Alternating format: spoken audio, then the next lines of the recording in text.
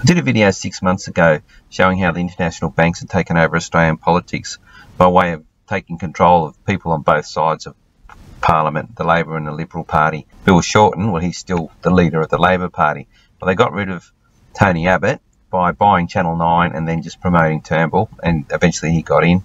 And they're in the process now of getting Shorty, or getting Shorten. Sorry, there's a movie called Get Shorty, but they got Get Shorten. And certainly Turnbull is, well, he was an ex-Goldman Sachs banker, so he owes them from, I did a video on him how Goldman Sachs paid out his share of the FAI, $500 million in payout from a court case. So they own Turnbull, but Turnbull in turn has been getting Julie Bishop, Matthias Cormann, Scott Morrison, certainly Christopher Pyne. All those guys are on board now with the banks. And on the other side of politics, Anthony Albanese, because he appears on Channel 9, which is owned by Goldman Sachs. And he's probably only him and Tanya Plibersek at the moment, but he'll look like Turnbull did. He'll try and expand recruiting people within the Labor Party to the banks. So this campaign to get Shorten really kicked off big time with those AFP raids. Just have a quick look at those. They were in October last year. Now, any criminality in relation to those raids, there was none, and the fact that it was 10 years ago, but that wasn't the purpose of these AFP raids. The purpose was to smear Shorten and just get across the media that he is being investigated by the AFP. But what these raids also highlight is how much control the banks have, the international banks, Goldman Sachs, IMF, World Bank, the Bank of International Settlements, have over not just the politics in Australia, but the institutions like the AFP, because they certainly control energy policy through Finkel with his reports, and Gonski. They're all from a similar background, all these people, by the way. It starts with J. He's got control of education, so they have these key people that get into either portfolios or into these institutions. And the AFP is critical. They've already used, this is one instance where they've used the AFP, in this case to start a campaign to get rid of a politician they don't want. They also used the AFP when that Australian Christian lobby was bombed to just brush over it. They bombed it, and then the AFP was there to hide it and to lie about it. And the other one was, I did a video on that. I might put a link up to that as well for those new to my channel. And they also used the AFP, the AFP commissioner in that ISIS Khan trial. He sent a memo to the judge how he wanted witnesses to be interviewed, and that what the media was allowed to report, and that was to hide the fact that it was a hoax. All right, back to Goldman Sachs Television this morning.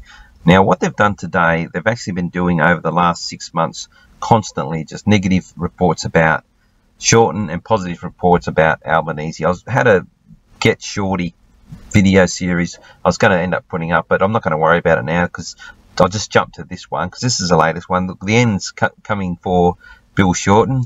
The banks are out to kick him out and they're getting closer. So let's just start watching Goldman Sachs Television with their man Anthony Albanese in action. That being said, though, never has his leadership been under greater pressure. It's your time, isn't it, now for a tilt at the leadership? And the script writers for the banks have done very well with this. She says, it's your time now, isn't it? And making out like that's a statement of fact and just asking, well, do you agree with that fact? What independent journalist would ask a question like that? She clearly is working for the banks. Christopher Pyne, you have been trumpeting Albo's leadership virtues for some time, for ages. What are your thoughts? Okay, it's obviously perfectly clear now that this whole script is about, with these three involved, is to just have a go at Shorten and promote Albanese, even to the point of stating that the supposed party that's against Albanese, Mr. Gay Porn himself, Christopher Pyne, don't you trumpet him? They're not even hiding the fact that they want Albanese as leader, because Shorten's not with the banks, he's not owned by the banks, and Albanese is owned by the banks. All these three are owned by the banks. Well, Georgie, Bill Shorten's bad decisions are catching up with him. He wants to put extra taxes on... Okay, what Gay Poor Man does here is he just has about a 2-minute monologue just bagging the shit out of Shorten. There it is, 7:22, breakfast television, just clear air to bag Shorten for as long as he wants. So won't put you through that. We'll just jump to the next bit. And Anthony Albanese, of course, is a person of consistency, of approach and policy, and a lot of people are looking to him and thinking, you know, maybe he's going to be the answer. But so why on earth would Mr. Gay Porn be praising any member of the opposition party, because they're not in opposition. They're all on the same party now, which is the banks. The Liberal and the Labor Party paradigm that used to exist, that's gone now. The banks own this guy, they own Anthony Albanese, and they own the media. That Anthony Albanese is the likely beneficiary of that should Bill Shorten's leadership fall over, and I think that's where we are. I've seen it before. Now, if Anthony Albanese is so great and Shorten so bad, shouldn't Pyne, because he's in opposition to those guys, want to keep Shorten in so that they win the election? They don't care who. They've already won the next election because they own both candidates. What up, Mr. Gay Porn Man? I think Anthony is a more consistent person in terms of policy than Bill Shorten. There's no doubt about that. What you see with Anthony is what you get. People don't trust Bill Shorten. Gee, I'd be watching this guy if I was Anthony Albanese. He really likes you, and he's got a history of liking gay porn.